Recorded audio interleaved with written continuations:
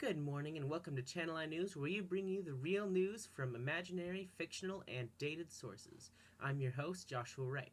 Today we have a special report based on the meatpacking industry of the United States, its horrors, and atrocities, and what's being done about it today. Today we're going to start off today's discussion by taking you live to John Weber, where he will be taking you and giving you insights on the hygiene of factories. Thank you, Josh. Now, what we're doing to bring you today is tell you about the hygienics of the meatpacking industry. Right now, we are at Brown's meatpacking factory, and I have had some first-hand experience looking at this. Now, in the beef houses, when they don't always properly kill the cow, and the floors are covered with blood. People sometimes fall into the traps, and it's just filthy all around. The sausage room is worse. You have meat stored into warehouses with a leaky roof that can get dirty in the rain. They're rat infested, and what the employees do is they put poison bread in there to kill the rats. Except they don't take the rats out of the meat. They dump the whole pile, the rats, their feces, and the poison bread into the sausage machine. Also, they even take rotten sausages returned to them from the stores and put that back into the sausage, to make new sausage. All this is disgusting and would explain why there are so many diseases coming from people eating sausage. All right, back to you, Josh. Thank you, John, for those graphic descriptions of the terrors of the meatpacking plant. So as you can see, we have many problems in the meatpacking industry. It's not as innocent as it once seems. Next, we bring you live to another reporter, James Winkleman, where he will be reporting on the Bubbly Creek next to Durham Industries. Thank you, Joshua. So now we come over here, live in Chicago, right by the Chicago River. Here we have a location known to Durham employees as Bubbly Creek. Now basically, what we have here is just a massive cesspool of pieces of animals that have had all edible things extracted out of them. Basically, all the unsavory parts of meat, and it's called Bubbly Creek because it's bubbling and it releases noxious gas all the time, such as carbonic acid. Now, if that weren't enough, just for the fact that it exists, about a year ago we have had reports that Durham actually has developed a method to extract lard out of this. Yes, they are extracting lard that they sell as what is called Durham's Pure Leaf Lard. Now, if that doesn't gross you out, wait till you hear this. There have been occasional reports of people falling into their low-hanging vats, where people are not removed until they are long dead and only their bones remain, while the rest of their body gets turned into the lard as well. Thank you, James. So as we can clearly see, everyone, that the meat industries are using many unsavory ingredients to put in their products. However, you might think that because of these bad products that you might see something or see discoloration or chunks of rotten meat in your food. However, our local food analyst, Jared Weindorf, will show you how that is not the case and how the food industries cover their tracks. Thank you, Joshua. So today, rather than bringing you your usual cooking segment, I'll be giving you a scientific demonstration and a few of the tricks the food industry uses to disguise the barely edible food they sell into a delectable-looking meal. One of your usual sausages that you would find in your supermarket. Now, this is what you get every day. But how did it start out with?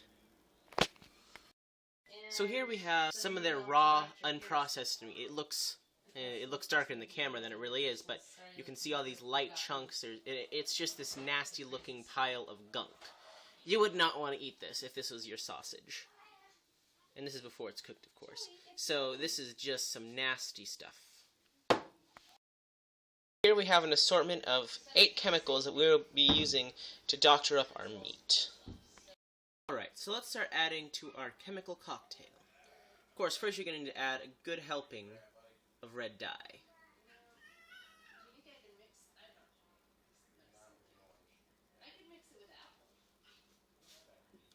So plenty of drops of red dye. Next, you also need just a little bit of pink dye to fluoresce the colors. Let's just spruce it up a little bit. And surprisingly, actually, just a tiny bit of purple. And actually a bit of green, too. That gets you the good ratio of colors in there. Now, of course, you'll have to add, since the meat tastes bad, you'll also have to add a few different flavors, such as, oh, that went a little bit astray. But yeah, you'll need to add a few drops of sage there. And then a couple of other, we have herb spices, and then also a bit of scent, just to top it off. Please excuse us for the current visual glitch, but we have, as you can see, as we mix in our chemical cocktail of dyes, scents, and flavors and seasonings, the meat appears to be getting lighter and turning out to look more edible. It's becoming a bit more red and becoming more, you can smell it smells better, and it's a dramatic change from what was in the original mixture. Final product of our chemical usage. We have a mixture of pork that looks more natural to eat. All we need to do now is cook it and put it in the sausage. So here we have your usual sausage that you would find in your everyday supermarket, which came from this normal looking mixture of meat. However, we know that it started off discolored and nasty looking, and we doctored up with the marvelous use of modern chemistry used today to hide the foul ingredients in the sausage.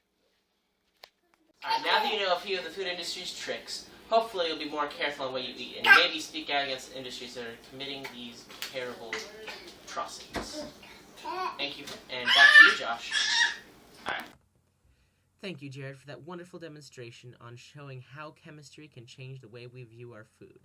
Next up, since the food industry has so many problems, the next step would be to take it to the national level. Right now, we have a debate raging in the House, and we're going to take you to Joseph Flamar to tell you how the situation is going.